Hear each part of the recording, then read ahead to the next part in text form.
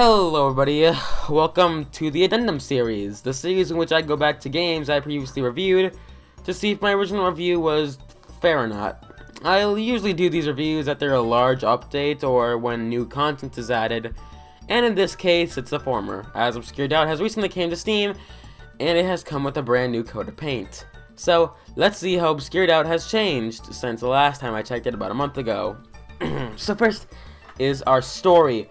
The story obviously hasn't changed, it's still just meh, which I mean makes sense, with one exception. Fritter now has one attack, so this attack is like, does a lot more damage and than like the normal attacks, and it does about half health, for every single party member, and it hits every single member of the party, but the thing is it doesn't use it often, so it's kind of balanced. And I actually died a few times while fighting her. But besides that, nothing else really has changed. She doesn't have like a super hard form afterwards. The ending is still as anticlimactic as it was in the last one. So yeah. But I actually did skip out over most of the story because I kind of knew it was the same. Because I mean, come on, you wouldn't change the story. And one update wouldn't change the story so much. Like obviously it wouldn't. And yeah, nothing new to the story. Still the same, you know, White Star and, you know, everything like that. Music. Bosses have their own original sound now, original music now. In my opinion, the music isn't that great, but it at least makes the boss feel more special than regular enemies, which is, you know, kind of the point of boss music. So, for that, I increased, the score by 0.1 points, leaving the music at 7.1. Also, I just realized I didn't mention the new score. Since Fritter is slightly harder, I added 0.1 points, leaving the story score with 2.89 out of 10. So yeah. Gameplay. I don't have a whole lot to say about gameplay. The dungeons, they still suck. They still, he didn't change them at all. I think he might have added more decorations. Besides that, they're still just as boring and not really dungeons at all. There's still only wait, hold on. Sorry. As you can tell, I'm not taking addendums too seriously. I'm not taking them like reviews where like I strictly do everything. I'm just kind of doing this all in one large take, so don't mind me. There is still only one attack that uses action sequences, which is dumb in my opinion, but there is one amazing thing that happened, and that is the fact that now there are no more large, empty, square maps. The areas in the game look much better now, and they don't look like the average house from a 10-year-old's The Sims save file. So I added back the 1.4 points, leaving us with a score of 4.5 out of 10. But wait, there's more! On my second playthrough of this game, I decided to try using the item synthesis system. Since I barely used it in my first playthrough, I didn't even bother to mention it in my original review.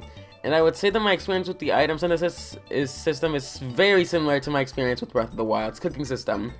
At first I didn't care at all, I just kinda was like, I'm gonna do this without it. But later on I tried it and I like it a lot. The only difference is that for Breath of the Wild, it only took me about maybe 2-3-ish hours to start actually using it. For Obscured Out, it took me a brand new update in the second playthrough. Yeah, jokes aside. This system alone increased the score by 1 point, leaving gameplay with a score of 5.5 out of 10. Miscellaneous. The miscellaneous category doesn't change too much, but there are a couple of important things to note. First of all but 3 of the default MV characters that could have been replaced by the character generator, characters have been replaced by characters created using the character generator. The game looks much better without the default MV characters, so for this I'm adding 1.5 points back to the score, leaving us with a score of 5.22 out of 10. At least for now, because 3 of the 4 spreading errors have been fixed. For this, I'll add 0.3 points back to the score, leaving with a score of 5.52 out of 10. Now that we've covered up everything, let's end this and come up with Obscure Doubt's final score. For first impressions, we have a 6.9 out of 10. That can't change because, you know, we've already had our first impressions, and you can't really get another first impression. For story, we have a 2.89 out of 10.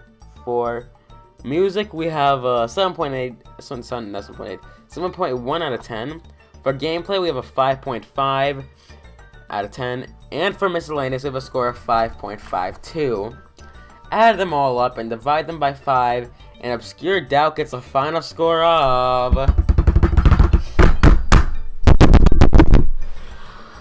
5.9 out of 10. Slightly above average. While the new Code of Paint has improved the game overall, the terrible story just cripples the game, and it makes it impossible for the game to be anything but slightly above average. But that's it, really, for Obscure Doubt. Disbanded Chrome's first game has run its course. It's definitely not the best, but it's definitely also not the worst. It will definitely be the deciding factor between his next game and whether or not it'll be good or not. So, I can firmly say that I can't wait to see what Disbanded Crow has for in-store next time he makes a game. And I bet that this next game that he makes is going to be amazing. Anyways, that's it for this video. Like, subscribe, retweet, reblog, follow, heart, okay. Anyways, goodbye.